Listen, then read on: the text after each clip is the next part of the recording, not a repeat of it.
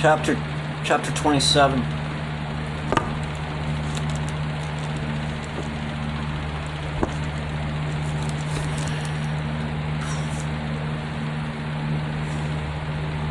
Mona stood erect in the moonlight on the short grass of the barren pasture. The pallid light taking all color from grass and gown and face, so that she looked like a wreath. Hugh, tall and gaunt, in his black cowled robe, stood a dozen yards away from her on the edge of the shadow thrown by the chapel. And even in the darkness, the knuckles showed white on his clenched hands.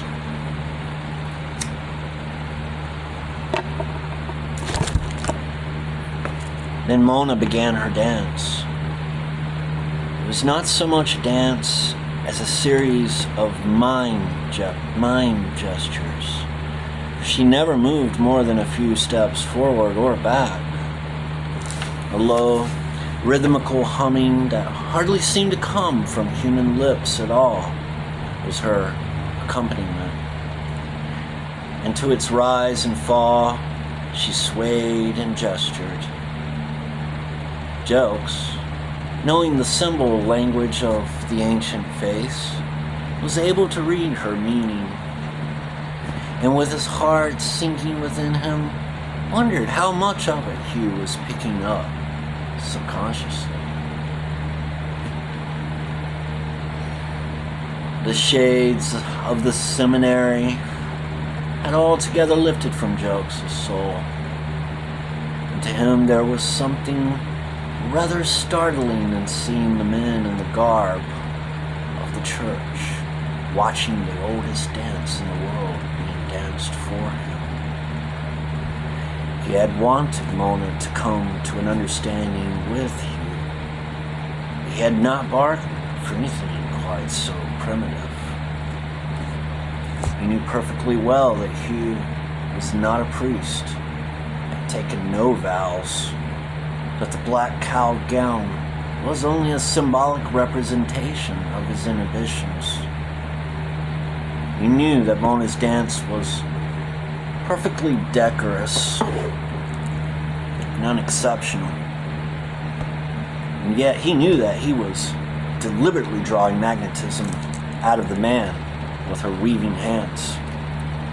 It was all make-believe, he told himself over and over again. Mona and Hugh were simply play acting, and knew it. There was no more in it than if they had taken part in amateur theatricals anyway. It was perfectly decorous. And he was there to play propriety. And yet there was a vivid kind of reality about it. You could tell by Hugh's clenched fist, white-knuckled hands that it was real to him. Mona was playing with fire. And it was a diabolical thing to do, especially with a man in Hugh's unbalanced state. Mona was a siren, drawing his very soul out of him. Hugh would never look at any other woman after this.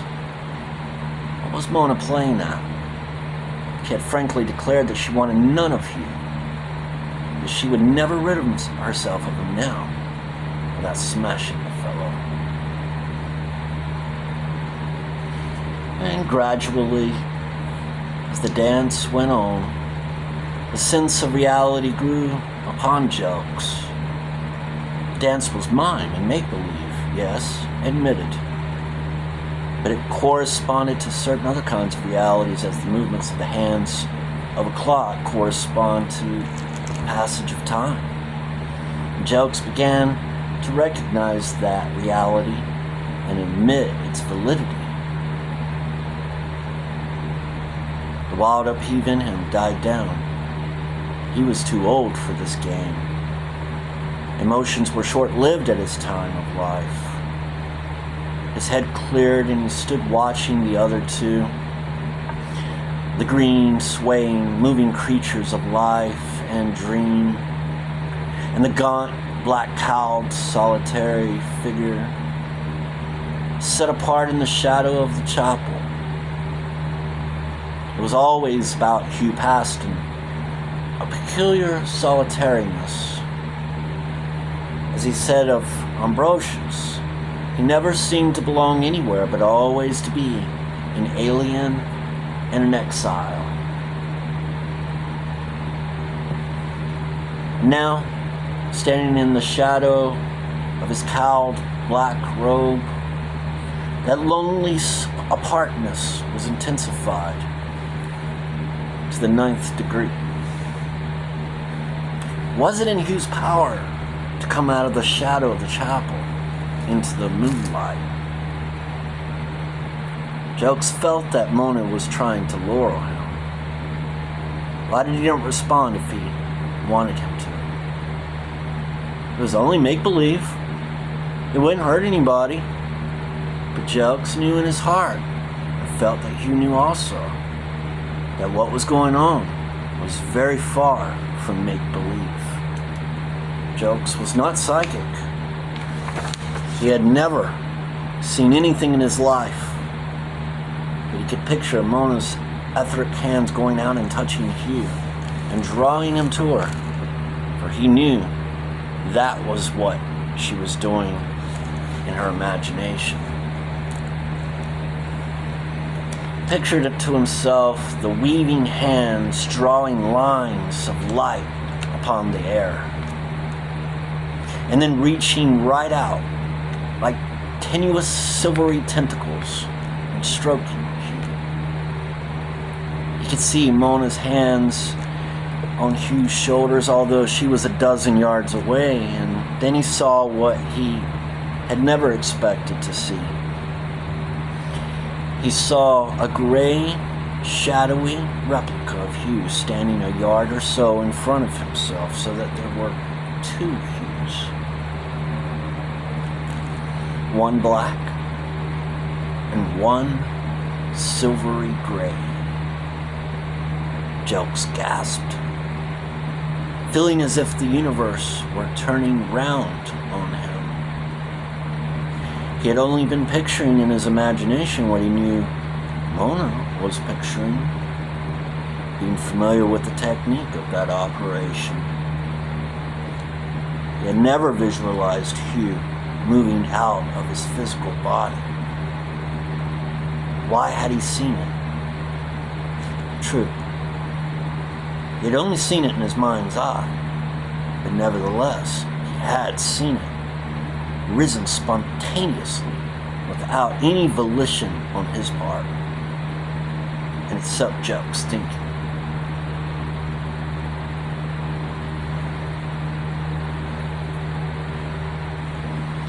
The momentary distraction had caused him to lose sight of the two he was watching, and when he looked at them again, he found that Mona had ceased her dance and was walking towards them with her normal step, no longer the curious processional pacing with which she had passed down the length of the chapel.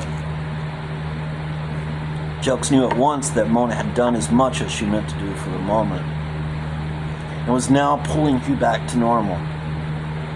But Hugh did not respond. He stood silently, looking down from his ungainly height upon Mona's face, upturned in the moonlight,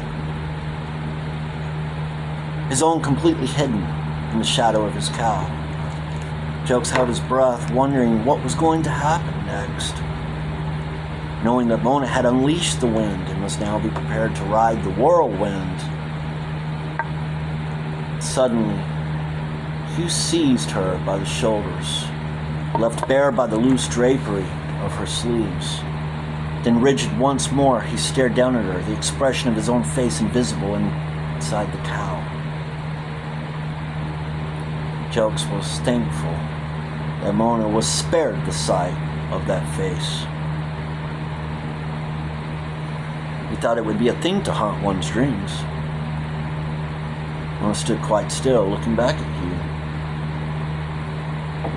Her features clear in the bright moonlight shining over his shoulder.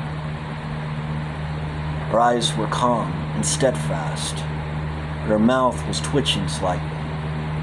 It is a terrible thing deliberately to raise such a conflagration in a man when no answering spark responds in oneself.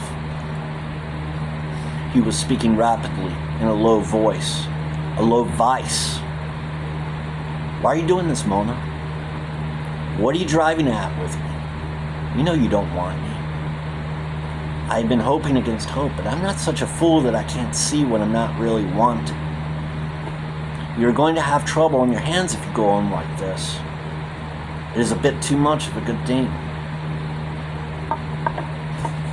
Hugh's grip was tightening painfully on her arms. She had a feeling that it did not speak. If she did not speak, did not command the situation, those hands would shift to her throat. If I knew what I was driving at, she said in a level voice, I would tell you. But I am feeling my way, and you must be content to feel your way with me. But I do not think I am taking you up a blind alley, Hugh. Where are you taking me? Back to the beginning of things, I think. Back to elemental nature. And when we get there, Mona, that I don't know. That nature is natural. We have got to trust her. I think we will disentangle all alike when we get down to bedrock. We have got to take a chance on it anyway. I'll take a chance on it, all right. As many as you like. But what about you? I suppose you are doing this with your eyes open? Yeah, I know what I'm about. Well, I hope you do. There's going to be the hell of a crash if you don't.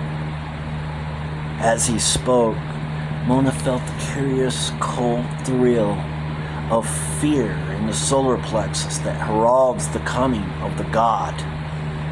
She caught hold of Hugh's wrists as he held her, and they stood waiting and listening.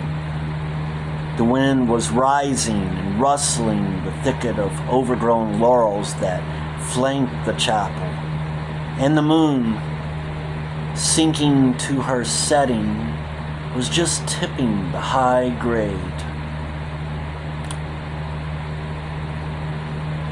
The weather-worn remains of the cross that had lost its arms cut the bright disk and threw its pagan shadow across them. They waited. The wind freshened. The moon slowly passed behind the gable and sank from sight.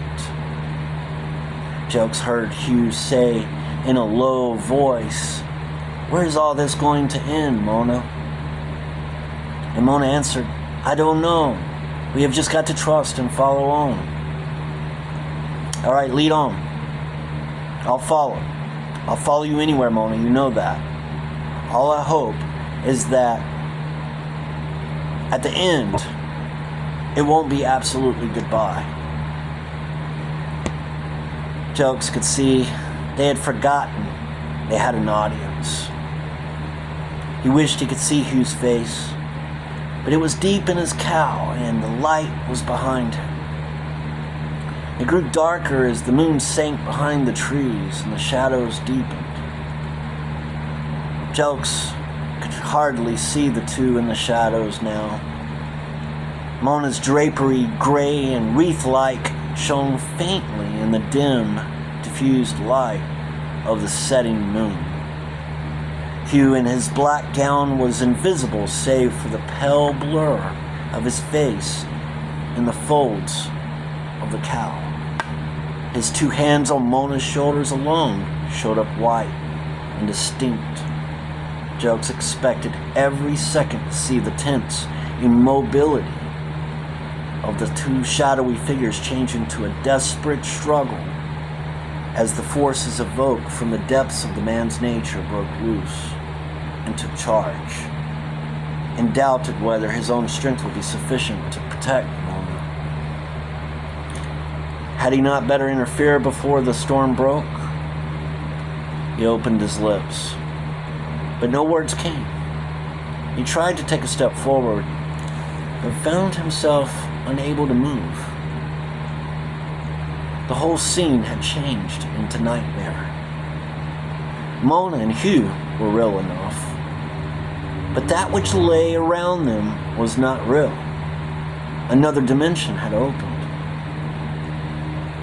It seemed to Jelks as if the shadows all around him were alive with forms that Hugh and Mona between them, playing with strange forces, had called to life. It was like a cinema without a screen, with all the films moving in and out of each other.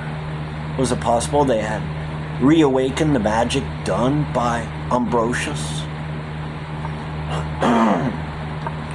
Up here, at the chapel, he must have performed his rites, and things that are made with ritual live on in the memory of nature. This was the old magic, all right, thought Jelks, fascinated and horrified. This was what Ambrosius had been up to. That was not Hugh at all. That was Ambrosius, and he had gotten his hands on Mona. But what was Mona? Jelks did not know, for that was not Mona either. It was something that was not human, something disembodied that Ambrosius had created with his magic.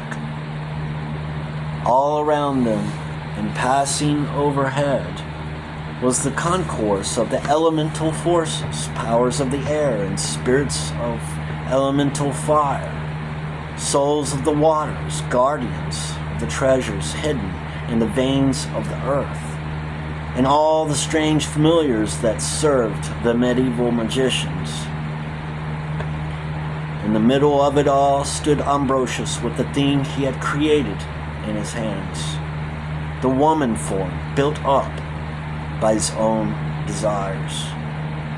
And around him were the forms of his familiars, keeping the circle secure from intrusion.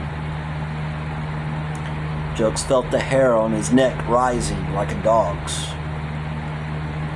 He strove desperately to make the sign of the cross and banish it all, but he was bound in the circle of that sorcery and could move neither hand nor foot, but only watch with horrified eyes what was going on before him. A renegade monk caressing the woman form he had made by forbidden arts. And slowly the sight faded.